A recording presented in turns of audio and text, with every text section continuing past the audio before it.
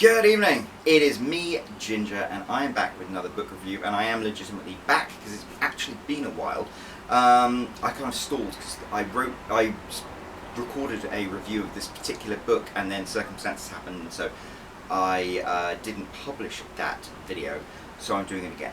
And sometimes you need a little kickstart to get back onto the wagon. So today I'm going to be reviewing a book called Catching Bullets by Mark O'Connell.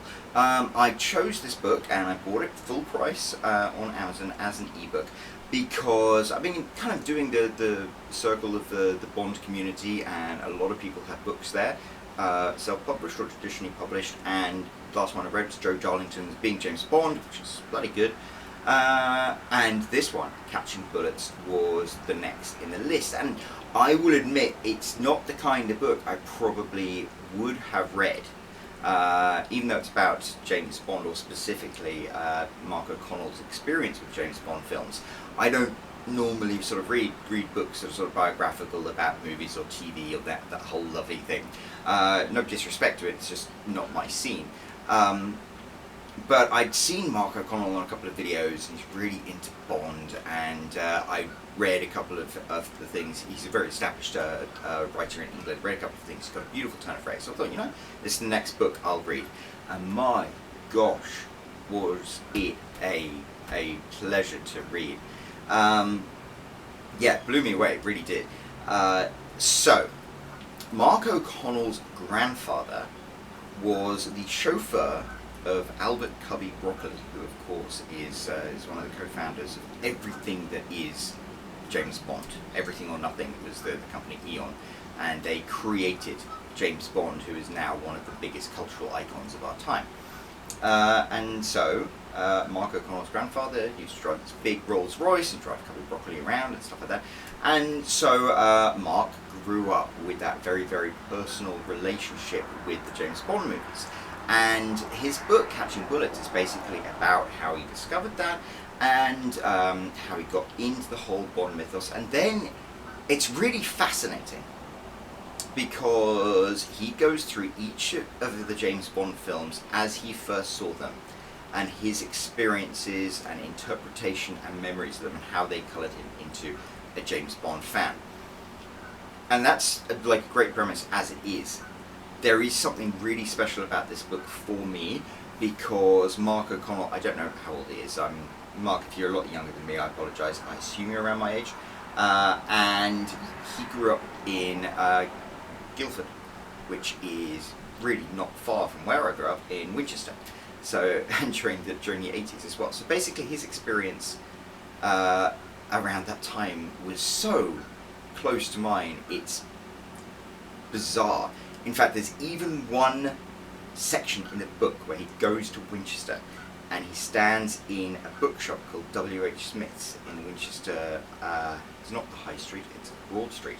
But it's amazing because oh my god, when I was a kid growing up in Winchester, we lived on a big farm miles out from the city. So going to Winchester would be kind of like a special thing, and that was where we went, W.H. Smith's. And I was obsessed at the time with reading all the James Bond novelizations in paperback, and I used to go there all the time and grab them when we used to go off on holiday and stuff. And there's this section where Mark's writing about standing in the middle of W.H. Smith's, and it's like, I could have literally been the other side of the divide perusing all the Doctor Who books, and he could have been right there, and I just think that's amazing. Anyway, wow, this is not going to be a short video, so I apologise, but so there's that about the book. The other thing about the book, it opens up with a foreword by Barbara Broccoli, who is Albert Cubby Broccoli's daughter and is now like the owner of the Bond brand, and what a terrific job she's done with it, with the Daniel Craig era. And I'm actually a big Pierce Brosnan fan. I don't know what the crossover was, but anyway, I mean Daniel Craig. So yeah. So basically, if Barbara Broccoli is writing the foreword of the book, you know that it has some legitimate Bond authority behind it.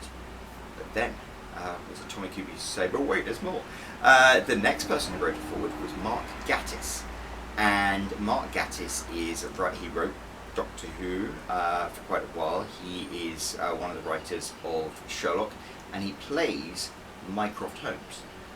in Sherlock, and my middle child is called Mycroft. Okay, so I'm a Sherlock Holmes fan. I'm a big Mark Gatiss fan. So Barbara Broccoli, Mark Gatiss write the introduction to this book. I mean, that's like boof, boof. Gets you as a serious piece of Bond authority because you've got Barbara Broccoli, and then Mark Gatiss, just as a writer and a nerd. I mean, it's interesting. Mark O'Connell is gay, and Mark Gatiss is gay, and I always joke that I'm like a straight man trapped in a gay man's body, because like all of the things that I gravitate towards tend to attract a lot of people who are gay. So I like Mark Gatiss a lot, and I kind of like felt some solidarity with their interpretation of things. So yeah, that was a really hard hitting introduction to the book before you even start reading what Mark wrote. And then what Mark wrote is just a lot of fun. He's got so many beautiful turns of phrase. I think there's one, actually it grabbed me so much, I posted on Instagram. It's about which movie was it? There was one particular James Bond movie, I think maybe it was Octopussy or something. Anyway, he described it as, you know, it's like your great uncle who's drunken Cinzano, who actually you end up being having a lot fonder memories of than you would have thought you would. And it's just the way he has that kind of phrase, and just the way it sort of speaks so much to my age and my upbringing and everything like that. The book resonated really strongly with me. But the great thing is, I mean, he has so many amazing details about the films as well. He really breaks them down as someone who's not just a fan, but as a writer, you can tell. I mean, he's a very talented writer from the way he uses words, but you can tell like the way he breaks things down and interprets them and looks at them and stuff. I mean, one of my favorite James Bond films is Live and Let Die, just like the blaxploitation one, and he just does a terrific job breaking down like all the cultural influences and inferences and stuff like that. And again, he and I got raised in sort of the same environment. I mean, we literally had like 2 people who weren't white at my school,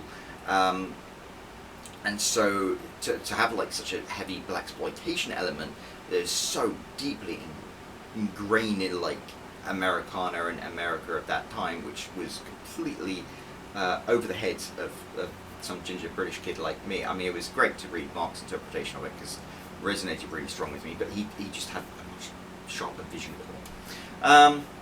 Okay, I've gone on quite a while, but I will say I really genuinely enjoyed this book a lot. It was a lot of fun, and so I am really pleased I read it. In fact, I am going to have myself, in a very James Bond fashion, a little sip of whiskey to toast you, Mr. O'Connell, for an excellent book. Look at James Bond there, thanks to my friend Chad. And this is Westland Peated Single Malt Whiskey. It's made in Washington State, near Seattle. But it is made in the traditional style of whiskey, as in with grain rather than corn. And it's peaty, like an Islay whiskey, like Lafroig or something. It's terrific. It tastes exactly like Scotch whiskey. So anyway, yeah. I'm not affiliated with them, I'm not receiving any money. I just thought that would be a good thing to add into the end of the video. Great job, Mark O'Connell, Catching Bullets, definitely one of the best Bond reads to have, and I will be back with another book review later. Cheers.